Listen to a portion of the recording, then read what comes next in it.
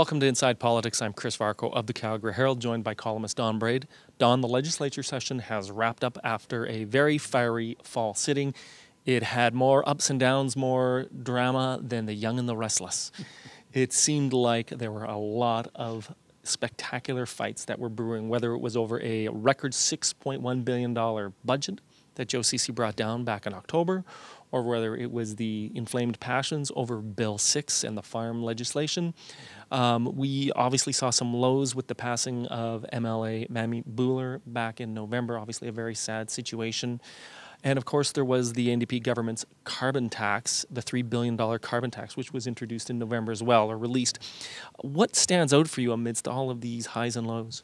Well, in general, it's simply one of the most dramatic legislature sessions ever. The last, that I've ever seen anyway.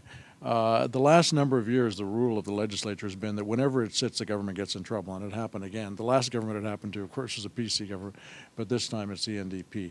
So it was highly dramatic, highly emotional, very divisive in the sense that it pushed the parties and the divisions between the parties, and I think Alberta itself, farther apart. It was, at the end with Bill 6, it was not helpful. And we saw some of the really dramatic sort of, talk around that bill at some of these public consultations, and then, even questions about, well, people on social media going on to threaten the premier. We saw Marg McQuaid-Boyd, the energy minister, talk about how she'd been cyber-bullied over this bill. It really seemed like things were red hot by the time this session ended. To an unbelievable degree, to the extent that Marg McQuaid-Boyd said that, and then people on social media were saying, well, she deserves it. She deserves to be bullied and be pushed around because she's in favor of this bill. And, of course, a lot of people, there are not a lot of people in the NDP caucus who've got farm backgrounds, but there are some who have genuine farm backgrounds. Right. And there are quite a few from rural Alberta, too. And these people are saying, well, you mean I can't even speak for rural Alberta? It got ugly. It's a good thing that bill is put to bed. Maybe it should have been deferred. I still think it should have.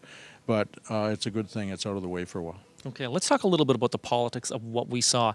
By the end of the session, we saw a poll that showed that the Wild Rose are now about 4 or 5 points ahead, I believe, of the NDP. And we also saw the Conservatives not far behind, which kind of surprised me, I'll be honest. Why do you think we ended up in sort of this situation where the three main parties are reasonably close together? Well, there's a lot of, first of all, the NDP drop is almost inevitable given what they've been doing and given the economy. Even if they weren't doing a lot of this stuff, they would lose popularity because of the economy. The PCs have got a lot. They've never died. I mean, they've not dropped far in the polls since the election. Right. They're still hanging around, and the Liberals are so weak now that there's a lot of room there for the PCs. A lot of progressive conservative voters looking at where to go. Brian Jean wants them. He keeps saying so. Right. But whether you'll get them or not, because there's a lot of progressives in the middle there who would like to see a revived PC party for sure. Okay, let's talk about what the opposition did well, and let's talk about what the government did well during this fall sitting. Well, the best thing the opposition did was the day that they honored Mamie Buhler, who was, of course, killed in the car accident, the progressive conservative MLA. It was a wonderful day in the House. Right. There's no question that Wild Rose has been incredibly effective at stirring up resentment against Bill 6. There were some things about Bill 6 that were genuinely problematic. There's no question about it. I think they've really succeeded in sharpening their image and so forth. But I think by the end, even the leader, Brian Jean, realized that maybe things have gone a little too far here, and he's pleading for people to be calm.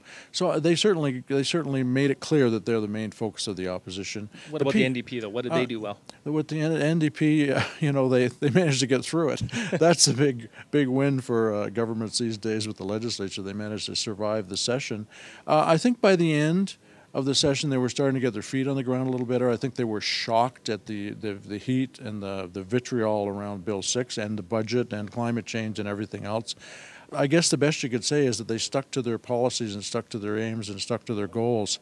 We're going to see if people will accept it over time. Okay, finally, Don, in the next couple of weeks, I'm going to be looking forward to the royalty review, which has now been pushed forward into January. That's obviously sort of the next big file. Aside from the royalty review, what are you looking forward to from Alberta politics in the next month? I'm fascinated to know if this province is going to be expected to absorb the whole weight of the climate change burden that will fall on Alberta when we get the results out of Paris. They're talking about that 1.5 degree target rather than 2 degrees. Other provinces are going to have to take some of the load for Alberta if this economy is not to be crushed. Notley is coming very close to saying this is as far as we're going to go. She hasn't really drawn the line in the sand rhetorically yet by saying no, this and no more, but that's where she's going to. She's making it pretty clear that that's where she'll stand. All right. Well, Don, thanks as always. Thank you.